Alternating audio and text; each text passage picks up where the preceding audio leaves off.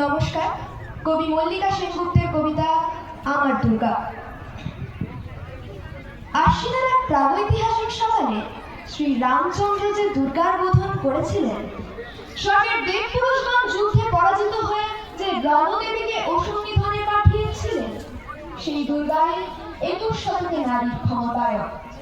তার মহাতেজ চিরজাগরুক আগুন হয়ে জ্বলে উঠুক মাটির পৃথিবীর প্রতিটি নারীর মধ্যে। হে মহামানবী, তোমাকে সালাম।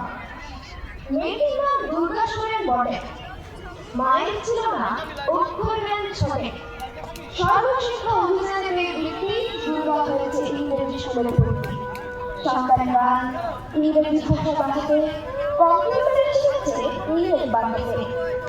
অঙ্কের সাথে দুর্গাকে যোগ দিয়ে গায়ে হাত দেয় পরামর্শ সুযোগে।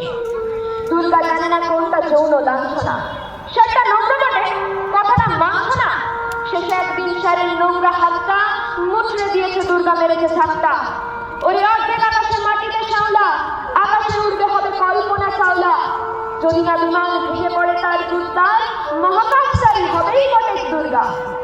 বিশ্বায়নে, পণ্যায়নে, খণ্ড খণ্ড মানচিত্রে, বাংলা, বিহার, রাজস্থানে সাধারণ নমস্তুতে, কন্যাব্রতে, পত্নীব্রতে